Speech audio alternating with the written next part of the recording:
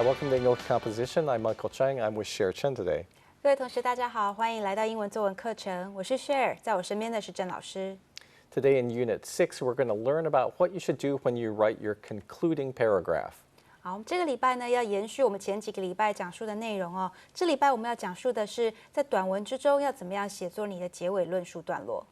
And so you will learn about some strategies for writing your concluding paragraph, and also we'll talk about some mistakes to avoid for your concluding paragraph.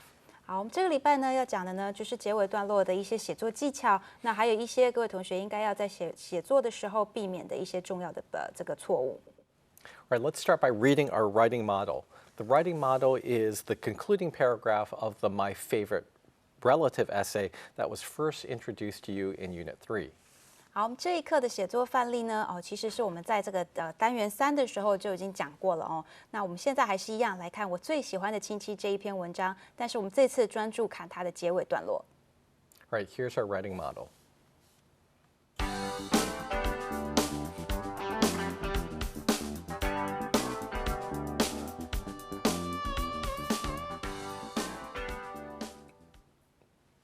I really miss Uncle William since he lives far away and doesn't visit frequently.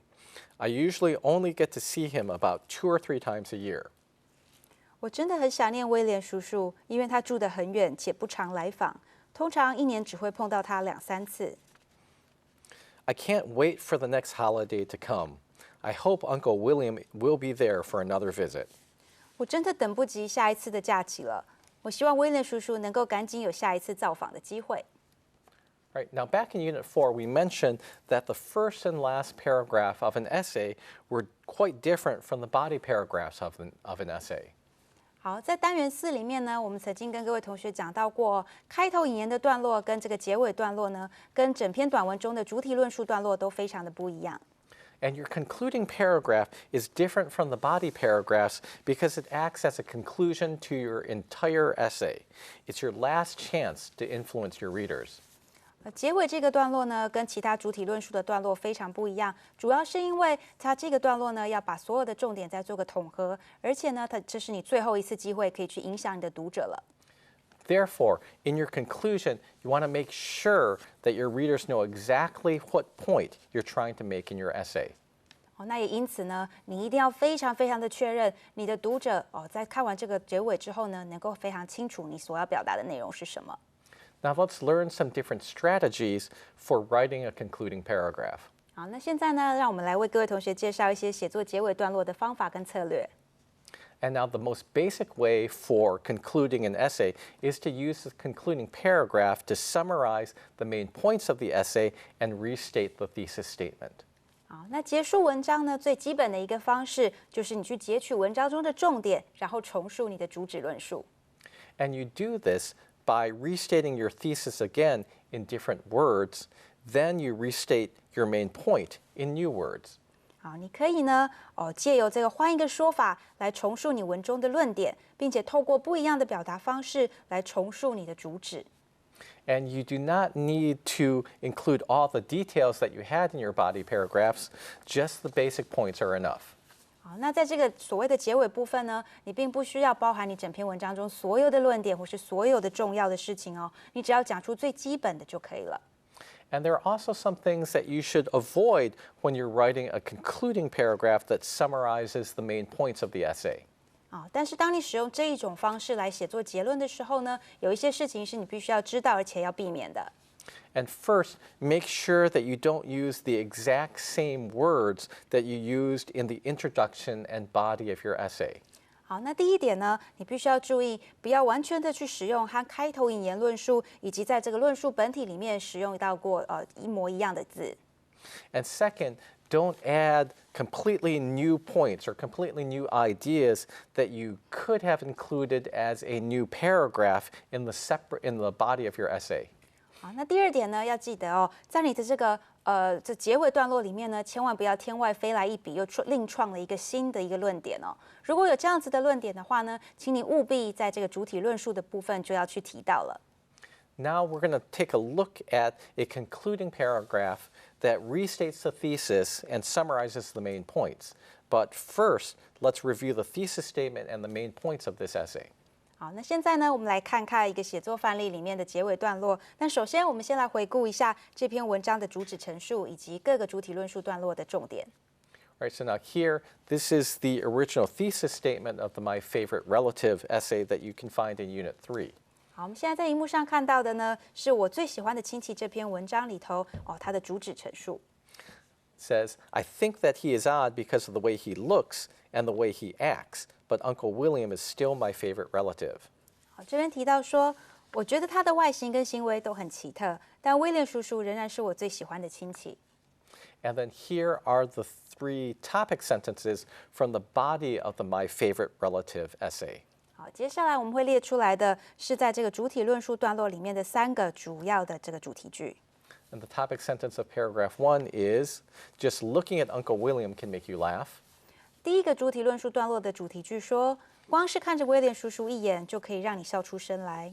The topic sentence for paragraph 2 is, the way Uncle William acts is even funnier than the way he looks.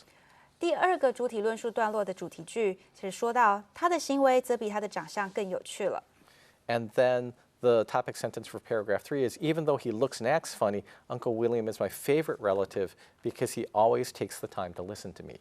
好，那第3个主体论述段落的主题句呢，则是像这样的：虽然他的行为跟长相都惹人发笑，但是威廉叔叔却是我最喜欢的亲戚，因为他总是花时间倾听我诉苦。Now, here's an example of a concluding paragraph that's going to restate the thesis and summarize the main points. 好，接下来呢，我们要看一个这个写作范例。这个范例中呢，它不但重述了文章的主旨，同时呢，它也概括了各个段落的重点。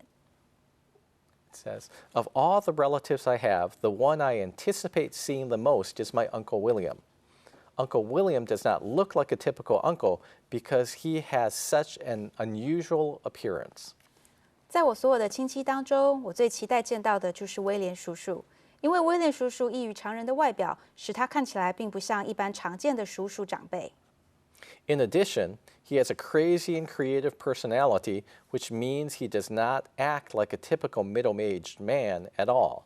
除此之外，他有着疯狂而且有创意的人格特质，代表着他和一般中年男子的行为模式很不一样。These strange qualities make him special and fun to be with. However, Uncle William's most important feature is his wise and gentle heart that makes him a wonderful friend. 这些奇异的特质让他显得很特别，并且相处起来很有趣。然而，威廉叔叔最重要的一个特质，就是他那颗充满了智慧而且温柔的心，让他成为一个很棒的朋友。Now, the first line of this paragraph is restating the main point of the essay in different words. 我们可以发现，这个范例之中呢，第一行这个句子呢，它就是重述了整篇短文的最重要的重点。And so writing, the one that I anticipate seeing the most is my Uncle William, is another way to say that Uncle William is the writer's favorite relative.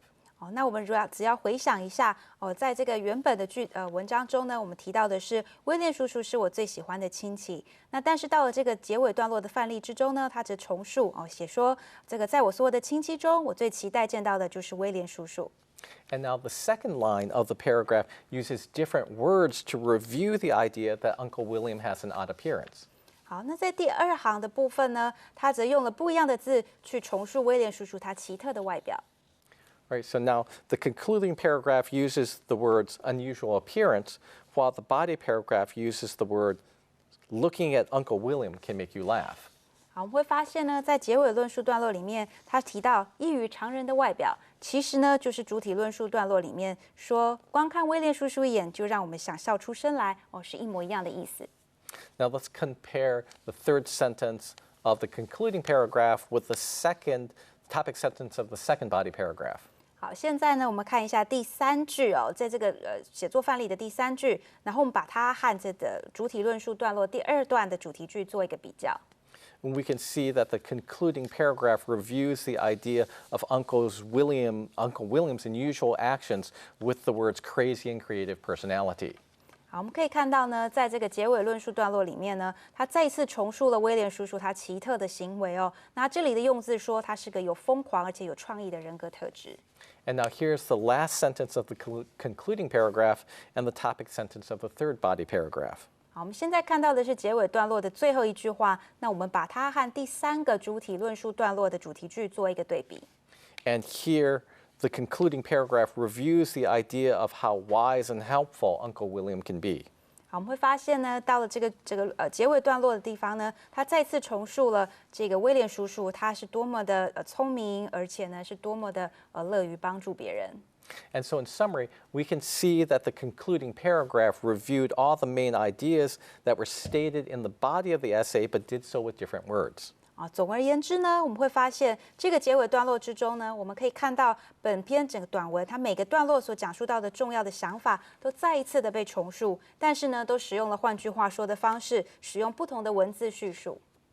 All right, let's take a break now, and we will be back again in a few moments. 好，我们现在先休息一下，待会回来我们再继续为各位同学做讲解。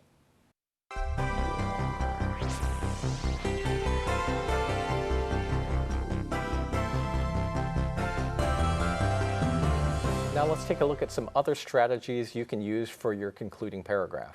好，欢迎回来，各位同学。我们现在要继续为各位同学讲解的是，要怎么样有一些策略可以帮助你们写作结尾段落。And so our next strategy is to explain the effects or consequences of your main idea. 好，下一个策略呢，就是解释文中的论点会带来什么样的影响，或是什么样的效果。And this is a good way to end an essay that explains or describes a new plan or change in procedures. 好，那这一种方法呢，很适合用在当你在陈述某一种这个新的观念，或者是逐渐成型的一个新的方案的时候。And so, for example, if your company wants to change a manufacturing procedure, you can conclude the essay by describing the benefits to the company, productivity or profitability of making the change. 好，我们举例来讲，假设呢，你现在在为你的公司撰写一个这个产品的生产过程，那你可以在文章的部分最后总结的部分去陈述一下这个新的方案将为公司带来怎么样的生产力啊，以及最后会带来怎么样的一些这个注意。And another strategy is to recommend some action that you want your readers to take. 好，那下一个策略呢，则是提出一些你希望读者会照着去做的建议。And so there are times when your goal is to persuade your readers to do something. 有时候呢，其实你写作文章的目的是为了希望能够说服你的读者去照你的话去做一些事情。And so you're not satisfied with them just knowing what the effects or consequences of a plan are. You want them to take action. And so in this case, you can write a cause and effect paper. 好，那光是了解一件事情会造成的后果，对于像这种写作的目的的文章是不够的。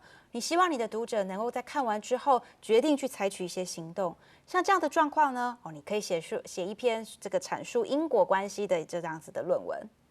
And so you can devote half of the body of your paper to describing the plan, and then the other half of the body of your essay to describing the effects of the plan, and then you can conclude by recommending some kind of action that you want your readers to take. 好，那你可以呢，先花一部分的这个篇幅呢，来叙述这个计划。那接着呢，在另外一个部分，你则叙述一下，去跟从这个计划会造成什么样的一个结果。那最后在结尾的部分呢，你就可以提出一些建议建议读者要采取这个方法来做一个结论。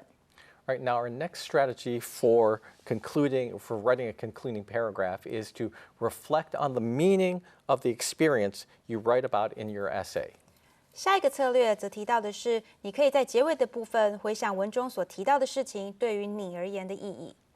Right, so now one of the goals for writing an essay that we mentioned in Unit 2 was to express yourself.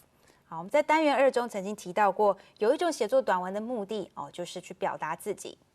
And this means that you want to tell about your personal experience that you had, or you want to tell about the feelings that you had about a topic.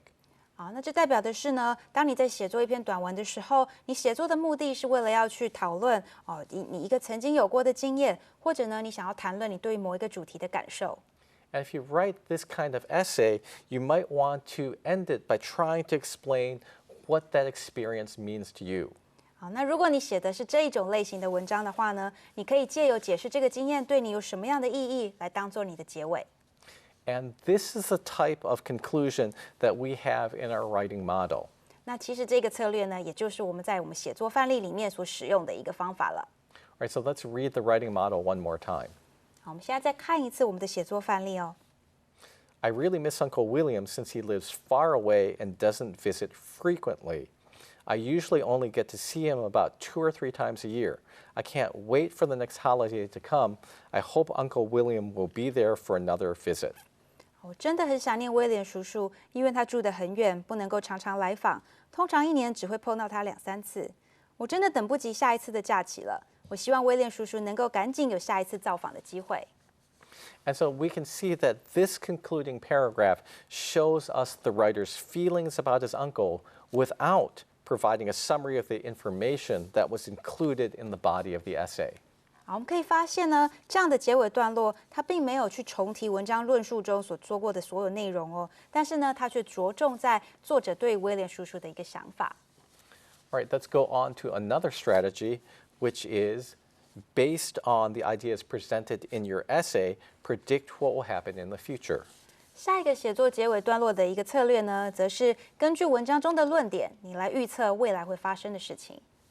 All right, now this strategy for ending an essay is similar to explaining the effects of an action.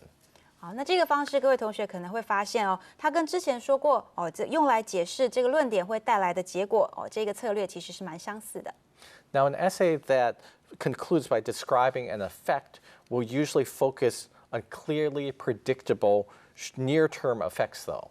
哦，因为呢，以这样子的一个方式作为结尾的文章，往往呢会对这个未来可预见的未来做出一个预测。All right, now predicting the future usually means you look far into the future to a time when you can only guess about. 好，所谓的预测未来呢，指的就是你去猜测在未来某一个时间点上面会发生的事情。You may also use this kind of strategy when you're writing about a personal experience. 好，那这个技巧呢，其实也可以用在当你描述个人经验的时候哦。And so, for example, you might write about an experience or activity that you participated in recently, or maybe an activity that you participated in as a child, and then try to predict what the future holds for that experience or that activity. 好，例如呢，你可能会去透过去回忆你这童年的一些经验，然后针对自己未来的一些行为做出一个预测。And then finally, if you're trying to persuade someone to take an action, you can conclude your essay by predicting what will happen if your reader does not participate or does not take part in that action. 好，那最后呢，如果你写作的文章是为了要说服别人去采取行动的话，那你可以在结尾的部分去预测一下，如果对方不照着你的建议去做的话，会发生什么样的后果。All right, let's take a break now, and we will be back again in just a few more moments. 好，现在我们先休息一下，待会回来我们再继续为各位同学做讲解。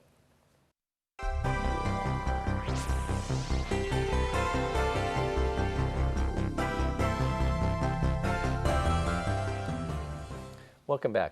Now let's conclude with some more strategies for concluding an essay. 好，欢迎各位同学回来。现在呢，让我们把接下来可以使用的策略先做一个讲解，那我们再继续讲究别的主题。Now, our next strategy is to evaluate the main points of your essay and state the best choice to make. 好，我们下一个写作这个结尾段落的策略呢，则是去衡量并且去选出文章中最佳的一个论点。All right, now sometimes you'll use your essay to describe a number of alternatives. 好，有时候呢，你会在文章之中去讲解好几个不一样的一些选择。So, for example, a comparison contrast paper will usually describe 2 or more objects or ideas. 好，我们举例来讲呢，所谓的这种对比论说文呢，它常常就会叙述并且比较2个或以上的物品。And you can conclude this type of paper by stating which of the objects or ideas is superior. 那像这样子的文章呢，到了做结论的时候，你通常就会想要指出来，到底选择哪一个才是最好的。All right, so now we're going to take a look at the concluding paragraph to a comparison contrast essay that describe 2 different kinds of flashlights. 好，我们接下来呢，为各位同学介绍一个这个范例哦。那这个范例呢，就是一个对比论说文的范例，我们可以看得出来它是怎么样做一个结论的。It is actually difficult for me to make a choice between these 2 flashlights. They offer different advantages. One flashlight is rugged and flexible, but the other flashlight is tiny and very bright. 对我而言，要从这2种手电筒里面选择一种，实在非常困难。它们各自有各自的优点。其中一种手电筒手感比较粗糙，而且具有弹性，但另一种手电筒则是小巧且明亮。The lantern flashlight would be great for providing a soft light for a whole room in case the power goes out. It also seems to be tough and reliable, making it a perfect emergency flashlight. 光照式的手电筒对于停电时用以提供整间房间柔和灯光的情况而言，十分的好用。它也比较耐用而且可靠，让它成为绝佳的紧急照明设备。On the other hand, the LED flashlight is very bright, making it a better flashlight for reading a map or a circuit breaker panel. 另一方面，强光手电筒的光线则是非常的明亮，很适合用来阅读地图或是寻找配电箱里面的电路。It's also much smaller than the lantern flashlight, so it can fit easily into a car's glove compartment. 它的体积又比光照式手电筒来得小，所以很适合摆放在汽车前座的杂物箱里。Since neither flashlight is extremely expensive, getting both is an acceptable option. Therefore, in the end, the best choice is just to get both flashlights. 既然这两种手电筒都不是特别的昂贵，两个各买一个是一个可以接受的选项。因此，到头来最好的选择应该是两种都买。And now this concluding paragraph combines two of the strategies for concluding an essay. 好，我们会发现呢，在这个范例之中哦，这个以结尾段落而言，它实际上却使用了两种策略。First, this concluding paragraph summarizes the main arguments for each of the choices, and then it ends by stating what the best choice is. 好，那首先呢，在一开始的时候，这个结尾段落呢，先再一次重述我们之前提到这两种不一样的手电筒它的各自主要的优点。那接着呢，它在这个结尾的部分呢，就点出来最好的选择应该是哪一个。And now our final strategy is to end with a question for your readers. 好，我们最后提到的这个策略呢，就是向你的读者去提出一个问题。And sometimes you want to allow your readers to make their own choice on an issue. And so if this is the case, you might conclude your essay by asking your readers a question about the topic of the essay. 好，有时候呢，你希望你的读者能够在最后做出自己的判断，因此呢，在读者读完文章之后，你可以询问他们一个问题关于对这个短文的主题有什么样的看法。All right, now one final concept that you should remember about your concluding paragraphs is to avoid the following defects. 好，我们现在呢已经为各位同学介绍完策略了。接下来呢，各位同学要在写作这个结尾段落要注意的部分有一些错误是各位同学一定要避免去犯的。Right, and our first defect to avoid is do not write a very short conclusion. 好，第一个你们要避免去犯的错误呢，就是结论不宜过短。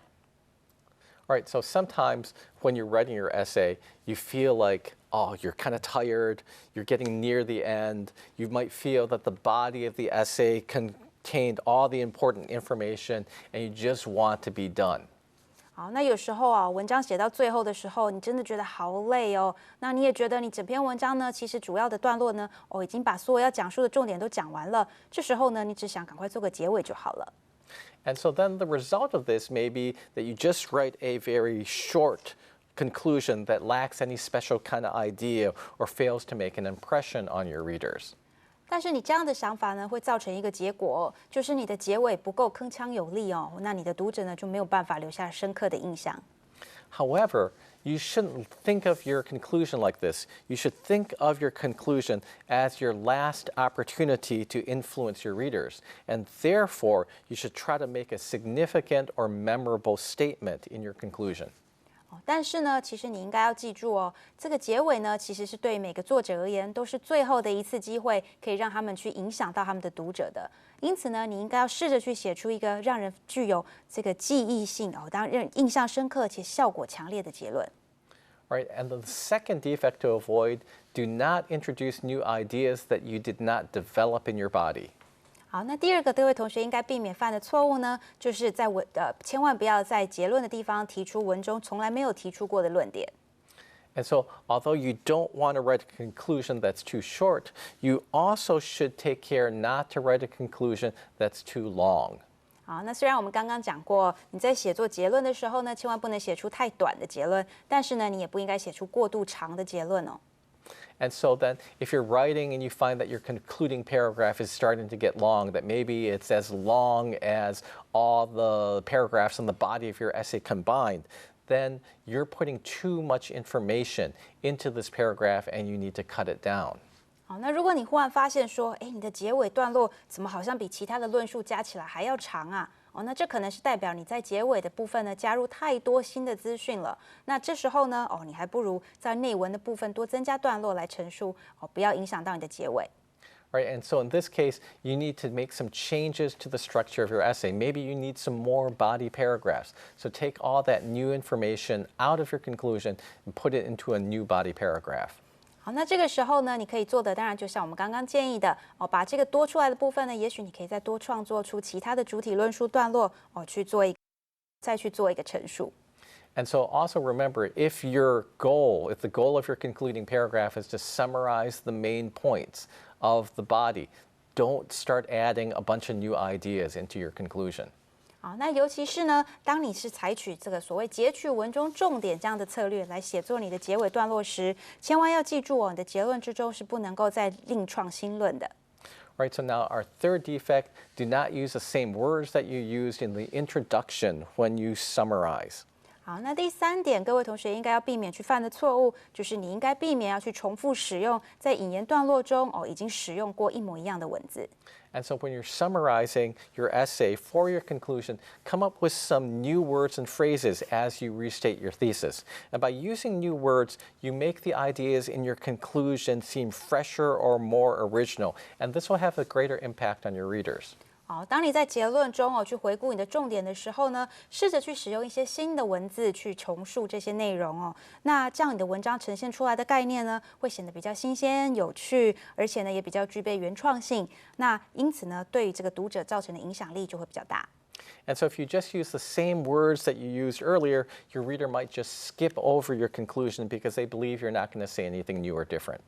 那如果你过度的去重复一模一样的字那你的读者可能会认为说，作者基本上只是在重述刚刚讲过的话，所以他们可能就会草草带过你的结论了。Now let's take a look back at a part of our sample concluding paragraph that summarized the main points of the essay. 好，我们接下来呢，我们再回头来看一下我们这个结论的部分的例子那我们来看看他怎么样去写作。And here you can see that both sentences are about Uncle William's actions, but you can see that both sentences make the point, but the wording is different. 好，你会发现呢，这2个句子虽然讲的是同一件事，但它使用的文字却非常的不一样。And so this makes the idea a little bit fresher because we're using new words. 好，我们透过这样子改变用字的方式呢，会让我们即使实际上是重复一样的想法，文字读起来呢却比较清新，比较有趣。Right, now let's go on to our final tip, which is do not write the end. 好，我们现在呢来看看最后一项各位同学应该不能犯的错误也就是呢，千万不要在结尾写上全文中这样的文字。Right, so now this is a way that often you end a children's story, but it's not an appropriate way to end a formal essay. 会在文章写上全文中只有在这种儿童故事书里面才会出现，在一个正式的散文里面这样做并不适当。Right, so make sure that you finish up your essay by writing a concluding paragraph. 好，那这个礼拜呢请你注意一下，在写作的部分呢，把你的文章加上结尾的段落。Right, thanks for joining us this week for English composition. 好，谢谢各位同学这礼拜的参与，我们下次再见。